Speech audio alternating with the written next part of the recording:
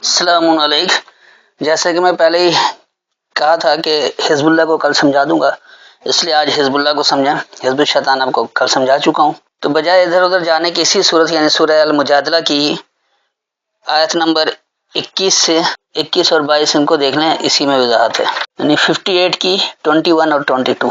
اللہ نے فیصلہ کر دیا ہے کہ میں اور میرے رسول ضرور غالب آئیں گے، جبکہ اللہ قوی توانا غالب ہے۔ یہ ہے مروجہ ترجمہ۔ اب دیکھیے، کہہ رہے کہ اللہ کا فیصلہ ہے کہ میں اور میرے رسول، کیا اللہ خود زمین پر آ کر کچھ کرتا ہے؟ ایسا ہرگز نہیں۔ اللہ نے ایک پیمانہ مقرر کر رکھا ہر شے کا، اس کے مطابق ہی کام آگا۔ تو اللہ نے جو غالب ہونے کا پیمانہ مقرر کر رکھا اسی کے تحت لوگ غالب آئیں گے۔ اللہ آ کر کسی کا ہاتھ پکڑ کے نہیں کرتا کہ آ جاؤ میرے ساتھ۔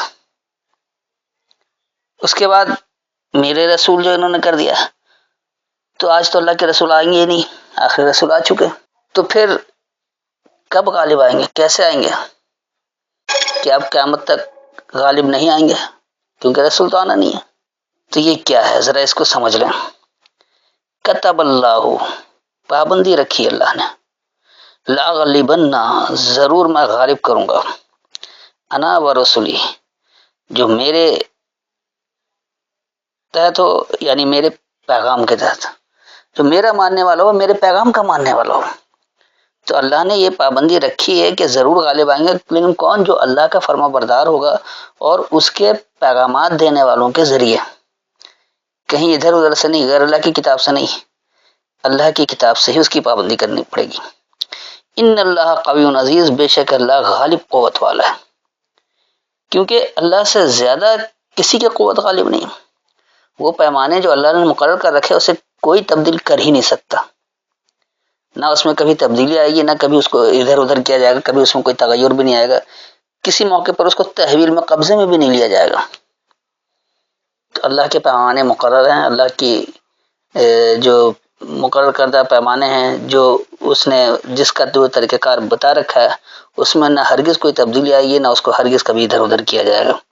تو یہ اللہ نے واضح طور پر بتایا ہے کہ اللہ نے پابند کر دیا ہے کہ ضرور میرے اور میرے پیغامات دینے والوں کے جو ماننے والے ہیں وہی غالب ہوں گے، اور بے شک اللہ غالب قوت والا ہے۔ تم نہ پاؤ گے ان لوگوں کو جو ایمان رکھتے ہیں اللہ پر اور آخرت کے دن پر، کہ وہ اس سے دوستی رکھتے ہوں جس نے اللہ اور اس کے رسول کی مخالفت کی، خواہ وہ ان کے باپ دادا ہوں، یا ان کے بیٹے ہوں، یا ان کے بھائی ہوں، یا ان کے کنبے والے ہوں۔ یہی لوگ ہیں جن کے دلوں میں اللہ نے ایمان ثبت کر دیا ہے اور ان کی مدد کی ہے اپنے غیبی فیض سے، اور وہ انہیں ان باغات میں داخل کرے گا جن کے نیچے نہریں بہتی ہیں، وہ ان میں ہمیشہ رہیں گے، راضی ہوا اللہ ان سے اور وہ اس سے راضی۔ یہی لوگ ہیں اللہ کا گروہ، خوب یاد رکھو اللہ کا گروہ ہی دو جہاں میں کامیاب ہونے والے ہیں۔ اب دیکھیں، اس روایتی ترجمے سے بھی بات بالکل واضح ہے، اگر یہ خود اس کو بھی سمجھ لیں تو بھی کافی حد تک سدھار آ جائے کہ اللہ نے واضح بتا دیا کہ تم نہ پاؤ ان لوگوں کو جو ایمان رکھتے ہیں اللہ اور یوم آخرت کے دن پر، کہ وہ اس سے دوستی رکھتے ہیں جو اللہ اور اس کے رسول کی مخالفت کر رہا ہو۔ تو جو اللہ اور اس کے رسول کی مخالفت کرے اس سے تو دوستی نہیں رکھنی چاہیے۔ پھر اس میں اللہ نے یہ بھی تشخیص کر دیا کہ چاہے وہ باپ دادا ہوں، یا بیٹے ہوں، یا بھائی ہوں، یا کنبا ہو، کوئی بھی ہو، اسے فوقیت نہیں دینی ہے۔ تو ایسے لوگوں کے دلوں میں ایمان ثبت ہے اور ان کی مدد ہوتی ہے غیبی فیض۔ اب انہوں نے بروح من کا ترجمہ غیبی فیض کر دیا، صرف روایتوں کو پروان چڑھانے کے لیے، اس کو ثابت کرنے کے لیے، اس کے تحت جو کہانی انہوں نے بنا رکھی اس کو فٹ کرنے کے لیے، ورنہ یہاں پر غیبی فیض کہاں سے آ گیا؟ روح کہتے حکم کو۔ تو آئیے اس کی حقیقت کو سمجھے کہ یہاں بات کیا ہو رہی ہے۔ لا تجدو، تم نہیں پاؤ گے، قومن، کسی قوم کو، یؤمنون باللہ والیوم الاخر، جو اللہ کو اور یوم آخر کو مانتا ہے، یعدون، وہ محبت رکھتے ہوں، وہ دوستی کرتے ہوں، من حاد اللہ و رسولہ، جو اللہ کو حدود دے رہا ہو یعنی اس کے پیغامات دینے والے کو۔ حاد کا مادہ بھی دراصل حدد ہی ہے۔ تو وہ لوگ یہ اللہ کو حد دے رہے ہیں کہ اللہ ہماری بات سن لے، اے اللہ ہماری مدد فرما دے، اللہ کو حد بتا رہے ہیں۔ اللہ نے حدود مقرر کر رکھے ہیں کہ آپ کو اس کی پابندی کرنی ہے، انہوں نے اللہ کو ڈیوٹی پر لگا دیا کہ اللہ یہ سب کچھ کرے۔ تو ایسے لوگ یہ اللہ وضاحت کر رہا ہے کہ تم کسی قوم کو جو اللہ اور یوم آخر کو مانتا ہے اس کو تم پاؤ گے ہی نہیں کہ وہ محبت رکھتا ہو ان لوگوں سے جو اللہ کو حدود دے رہے ہیں اور اس کے پیغامات دینے والوں کو. وَلَوْ كَانُوا آبَاءَهُمْ، اور اگر وہ ہوں ان کے بڑے، ان کے باپ دادا، او ابناؤہم، یا ان کی بنیاد ہو، ان کے بیٹے ہوں، او اخوانہم، یا ان کے بھائی ہوں یا ان کے ہم مقصد ہوں، او عشیرتہم، یا ان کا معاشرہ ہو. اب انہوں نے کنبہ لکھا ہے تو کوئی بات نہیں، آپ کنبہ کہیں، بھائی کہیں، بیٹے کہیں، باپ کہیں، یا اس کو آپ بڑے کہہ دیں جو پہلے گزر چکے ہیں، اپنی بنیادوں کو کہہ دیں جو انہوں نے اپنی بنیاد بنا رکھی ہے، اپنے ہم مقصد کو جس مقصد کے تحت وہ اکٹھے ہوتے ہیں، یا اپنے معاشرے کو. انسان زندگی گزارتا انہی میں، کوئی بنیاد لے کر چل رہا ہوتا ہے، کوئی ایک مقصد بنا لیتا ہے اس کے تحت ہم مقصد ہو جاتے ہیں، یا کوئی ایسا معاشرہ بنا لیتا ہے کہ اس معاشرے کے تحت زندگی گزارے. جو کچھ ان کے پہلے والوں نے کیا اس کے تحت بھی کام کرتے ہیں. تو یہ ساری چیزیں جو ہیں یہ سب اللہ کے یہاں بے معنی ہیں کہ اگر آپ اللہ اور یوم آخرت کو مانتے ہیں تو پھر آپ ایسے لوگوں سے محبت نہیں کریں گے جو اللہ ہی کو حدیں بتا رہے ہیں کہ اللہ یہ کر دے، اللہ یہ کر دے. اور ایسا کس لیے کہ اولئک کتب فی قلوبہم الایمان، یہی لوگ ہیں، پابندی ہے ان کے پلٹنے میں ماننے کی. تو ایسے لوگ دراصل مان کر پلٹتے ہی نہیں ہیں. جب وہ اللہ کو مان کر اس ایمان کے ساتھ پلٹیں گے تو وہ عمل کریں گے، اس کے بعد نتیجہ ملے گا. بغیر عمل کے کیسا نتیجہ مل جائے گا؟ اسی لیے آگے اللہ کر کے وَيَدَهُمْ بِرُوحٍ مِّنْهُ، اور انہیں قوت دیتا ہے اس سے احکامات کی. تو اللہ نے اپنا حکم بتا رکھا ہے، روح اللہ کا معاملہ یعنی اللہ کا حکم ہے. تو یہ انہیں قوت کب ملتی ہے؟ جب وہ اس سے حکم کو لیتے ہیں کہ اللہ کیا حکم دے رہا ہے اس معاملے میں.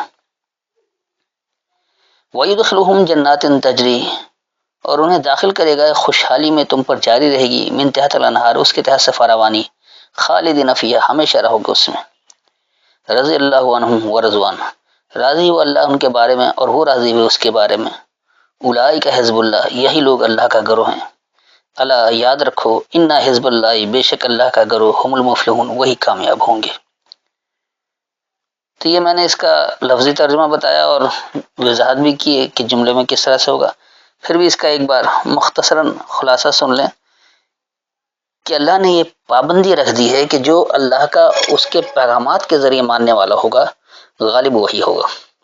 آپ اس کو تصریف آیت کے ذریعے ملا سکتے ہیں، جہاں بھی اللہ نے غلبے کی بات کی ہے تو جو اللہ کو مانتا ہے اس کے پیغامات کے ذریعے، اس کی کتاب کے ذریعے، اس کی آیتوں کے ذریعے. تو یہ مختلف طرح اللہ سے وضاحت کر کے بتا دیتا ہے کہ رسول کوئی شخصیت نہیں ہے بلکہ اللہ کا پیغام دینے والا. تو جو بھی اللہ کا پیغام دے، جو بھی اللہ کا پیغام دے گا، جو بھی اللہ کی کتاب کا پیغام پہنچائے گا آگے، اور اس کے مطابق وہ اپنے عمل کو ڈھال لیں گے، اپنی اصلاح کر لیں گے، تو ضرور وہی لوگ غالب ہوں گے. اور ایسا اس لیے کیونکہ اللہ کا حکم ہی غالب قوت والا ہے. اللہ کے حکم کے آگے کسی نہیں چلے گی. جو اللہ نے جس چیز کا جو پیمانہ مقرر کر رکھا نتیجہ ویسے ہی ملنا ہے، اس سے الگ ہٹ کر ہو ہی نہیں سکتا.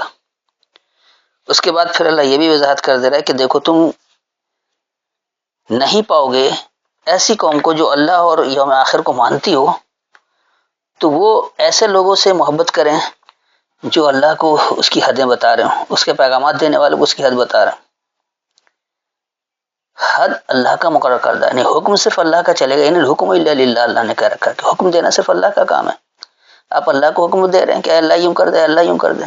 ہمارے یہاں دیکھ لیں جو آج کے نام نہاد مسلمان ہیں، دعا کرتا ہے اللہ کافروں کو تباہ برباد کر دے، اور کافر تباہ برباد ہو ہی نہیں رہے، ہو بھی نہیں سکتے کیونکہ اللہ نے یہ پیمانے نہیں دے رکھا ہے.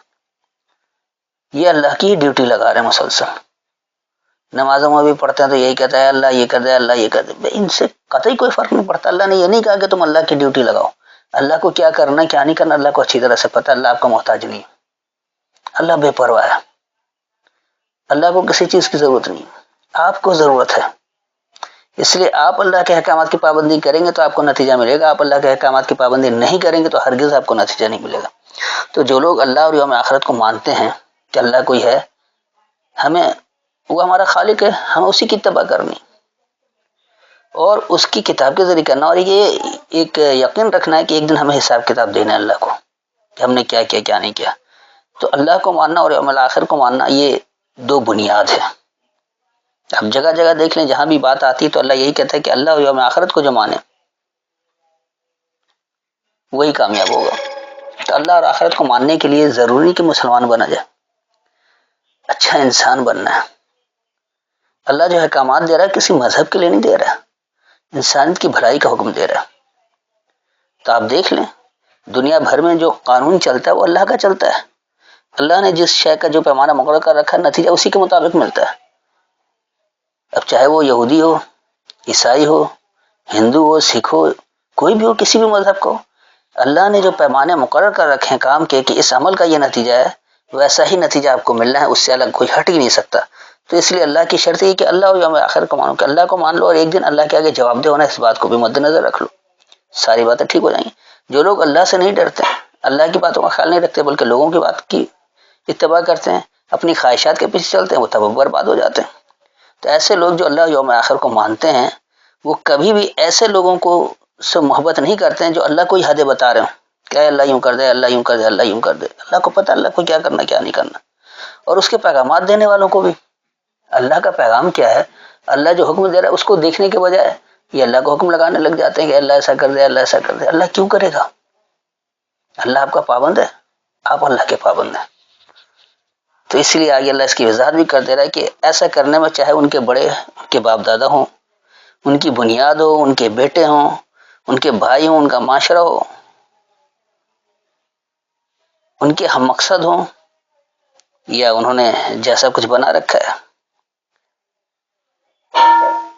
تو یہ ابناہم بنیاد سے ہے، اخوانہم ہم مقصدیت سے، اور عشیرتہم معاشرے سے. اگر آپ روایتی ترجمہ بھی لے لیں کہ باپ دادا، بیٹے، بھائی اور کنبا تو بھی ٹھیک ہے کہ بہرحال زندگی انہی لوگوں کے ساتھ گزاری جاتی ہے، لیکن یہ محدود پیمانہ ہو جاتا ہے. اگر آپ انسانیت کے ناطے، کیونکہ اللہ پوری انسانیت کو حکم دے رہا ہے، ہر ایک کے لیے حکم ہے، اس کو بڑے مقصد کے ساتھ دیکھیں گے تو یقینی سی بات ہے یہ وہ باپ دادا جو گزر گئے، چاہے وہ سگے باپ ہو یا نہ ہو، وہ بنیادیں جن کے اوپر وہ چل رہے ہیں، وہ جس مقصد کے تحت جمع ہو گئے ہیں یا جیسا انہوں نے معاشرہ بنا رکھا اس کے مطابق کام کرتے ہیں. زندگی ایسی گزرتی ہے، کسی ایک شخص تک محدود نہیں ہے، چھوٹے پیمانے پر نہیں، اللہ کی بات وسیع پیمانے پر ہے اور دنیا بھر کے انسانوں کے لیے. لہٰذا اس کو محدود کیوں کر رہے ہیں آپ صرف کنبا، بھائی اور باپ اور بیٹا بنا کر؟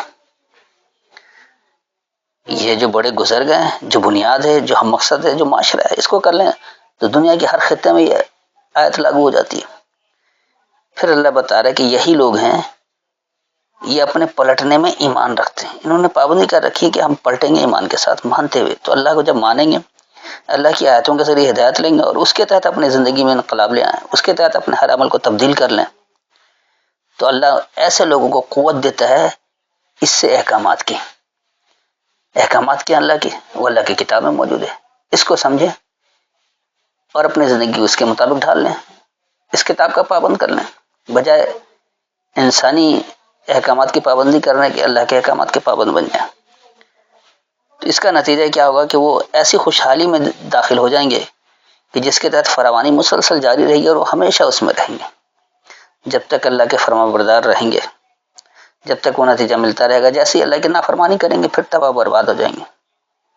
آپ قوموں کے عروج و زوال کا دیکھ لیں کہ جو قومیں تباہ ہوئی ہیں کس وجہ سے ہوئی ہیں، اور جو قومیں ترقی کرتی ہیں وہ کس وجہ سے ہوئی ہیں. ان کے اعمال کا آپ جائزہ لیں تو آپ دیکھیں کہ وہ اعمال جس کا حکم اللہ نے دے رکھا ہے، جن لوگوں نے اس کی پابندی کی وہ قومیں ترقی کرتی رہیں، اور وہ جسے اللہ نے منع کر رکھا ہے، جس قوم نے ان اعمال کو اپنا رکھا جس سے اللہ نے منع کر رکھا تھا، وہ زوال پذیر جلدی ہو جاتی ہے، چاہے وہ اپنے آپ کو مسلمان کہے یا کچھ بھی کہے. تو اللہ کو مسلمان سے کوئی غرض نہیں، اللہ انسانوں کا ہے. اللہ نے ہدایت انسانوں کو دی ہے اور اس کتاب ہدایت کو اللہ نے ہدی للناس کا لوگوں کی ہدایت کے لیے ہے، مسلمانوں کی ہدایت کے لیے نہیں ہے، لوگوں کی ہدایت کے لیے. تو جو شخص بھی اللہ کا احکام کے اپنے آپ کو پابند کر لے اور ہر اس عمل سے بچ جائے جس کا حکم اللہ نے نہیں دے رکھا ہے، تو اس کو وہ نتیجہ مل جائے گا. اور نتیجہ کیا ہے کہ جتنے آپ اللہ کے فرما بردار ہوں گے تو آپ خوشحالی میں رہیں گے، جتنے نافرمان ہوں گے آپ بدحالی میں رہیں گے. خوشحالی ایسی ہوگی کہ اس کے تحت فراوانی جاری رہے گی، اس میں ہمیشہ رہیں گے، اور اگر آپ نافرمان رہیں گے تو بدحالی بھی ایسی ہوگی کہ اس میں بھی آپ ہمیشہ رہیں گے اور کبھی اس سے چھٹکارے کی امید نہیں رکھیں. تو جنہیں کامیاب ہونا ہے، خوشحالی میں جاری رہنا ہے، ان کے لیے پھر اللہ نے کہا کہ رضی اللہ عنہم ورضوان، اللہ ان کے بارے میں راضی ہو اور وہ اللہ کے بارے میں راضی بھی، کہ اللہ نے جو احکامات دے رکھا ہے انہوں نے صرف اسی کی پابندی کی، انہوں نے اللہ کو راضی کرنا چاہا، ہر اس عمل کو چھوڑ دیا جسے معاشرہ اچھا کہتا ہے، ہر اس عمل کو چھوڑ دیا جو سنت کے نام پر، حدیث کے نام پر، روایتوں کے نام پر من گھڑت عمل دیا گیا، اس کی انہوں نے پابندی نہیں کی تو وہ اللہ سے راضی ہوئے، اور جب انہوں نے عمل کیا تو اللہ بھی ان سے راضی ہوا، کیونکہ اللہ کے احکامات کی پابندی کر رہے تھے۔ تو ایسے لوگوں کو اللہ نے حزب اللہ کہا، جو اللہ کا گروہ ہے۔ اللہ کا گروہ کون ہے؟ جو اللہ کے احکامات کی پابندی اختیار کرے اور اس کی تصدیق، اپنے ہر عمل کی تصدیق اللہ کی کتاب، اس کی آیتوں سے کرے، اگر اللہ کی کتاب سے نہیں، کسی اور جگہ سے اس کی ہدایت نہیں لینی پڑے گی، تو پھر اللہ اس کو کہہ رہے کہ یاد رکھو ایسا اللہ کا گروہ وہی کامیاب ہوگا۔ تو کامیابی کس کی ہے؟ جو اللہ کا ماننے والا ہوگا، اللہ کا مکمل فرمان بردار ہوگا، اسی کے تحت کامیابی آئے گی، ورنہ ہرگز نہیں آئے گی۔ تو یہ تھی ان آیتوں کی تفصیل۔ تو نہ میں شان نزول وغیرہ کو مانتا ہوں اور نہ اس کی کوئی حقیقت ہے، کیونکہ اگر آپ نے شان نزول کے تحت قرآن کو سمجھ لیا تو آپ یہ سمجھ لیجیے کہ آپ نے قرآن کو محدود وقت کے لیے پابند کر دیا، ایک محدود دائرے میں قید کر دیا۔ یہ قیامت تک کے انسانوں کے لیے ہدایت کی کتاب نہیں ہو سکتی۔ اللہ کے احکامات ایسے ہیں کہ وہ ہمیشہ ہمیشہ کے لیے، وہ کسی خاص وقت، کسی خاص حالات کا محتاج نہیں ہے۔ انسانوں کی ہدایت کی کتاب، اور انسان جب تک رہے گا، قیامت تک رہے گا، ہر انسان کو اس سے ہدایت ملے گی۔ تو اس کو شان نزول کا پابند کرنا، قرآن کو محدود کرنا ہے، کسی خاص وقت کے لیے قرآن کو اللہ کی کتاب ماننا ہے، باقی وقتوں کے لیے اس کو فضول کتاب کے طور پر مان لینا ہے۔ تو ایسا ہرگز نہیں ہے۔ تو جو لوگ شان نزول کے تحت سمجھتے ہیں، آپ دیکھ لیں ان کا انجام آج کیا ہو رہا ہے۔ اکثریت ہمارے یہاں جو مسلمان ہیں وہ کیونکہ شان نزول کے تحت قرآن کو سمجھ رہی، لہذا انہوں نے قرآن کو ماضی کا قصہ سمجھ رکھا کہ اس میں ماضی کے واقعات موجود ہیں، اس کا ہدایت سے قطعی کوئی تعلق نہیں ہے۔ ایسے ایسے ترجمے کر رکھے ہیں جو کسی حال میں عمل میں آنا ناممکن ہے، وہ اسی خاص وقت کے لیے ہو گیا، اسی خاص مخصوص لوگوں کے لیے کتاب ہو گئی، نہ یہ ماضی کی کتاب رہی، نہ یہ حال کی کتاب رہی، اور نہ مستقبل کی کتاب رہی، ایک مخصوص دائرے میں مخصوص وقت کے لیے اس وقت کی کتاب ہو گئی۔ اس کو انتہائی ناکارہ اور فضول بنا کر رکھ دیا، جبکہ اللہ کی کتاب انقلابی کتاب ہے، یہ ہمیشہ حال کی رہنمائی کرتی ہے۔ اس میں اگر ماضی کے قصے ہیں تو عبرت کے لیے ہیں کہ اس سے آپ کو حال میں کیا ہدایت مل رہی ہے، اور مستقبل کی کوئی پیشن گوئی ہے تو آپ کے عمل کے نتائج کے مطابق ہے، اللہ نے بتا رکھا ہے کہ ایسا عمل کرو گے تو یوں ہوگا۔ تو یاد رکھیں، اللہ کا گروہ بننے میں ہی ہمیشہ کی کامیابی ہے، اور اگر آپ سرکش والے گروہ میں رہیں گے تو آپ ناکام کے ناکام ہی رہیں گے، کبھی کامیابی حاصل نہیں ہوگی، نہ دنیا میں اور نہ آخرت میں۔ تو یہ تھی ان آیتوں کی مکمل تفصیل۔ پھر بھی اگر کوئی بات سمجھ میں نہ آئی ہو یا کوئی تشنگی رہ گئی ہو تو آیت کا حوالہ دے کر دوبارہ سوال کر سکتے ہیں۔ قرآن میں جہاں بھی حزب اللہ کا لفظ آیا ہے وہ اللہ کے فرما برداروں کے لیے آیا ہے، اور جو اللہ کے نافرمان رہے اس کو اللہ نے حزب الشیطان کہہ رکھا ہے۔ السلام علیکم۔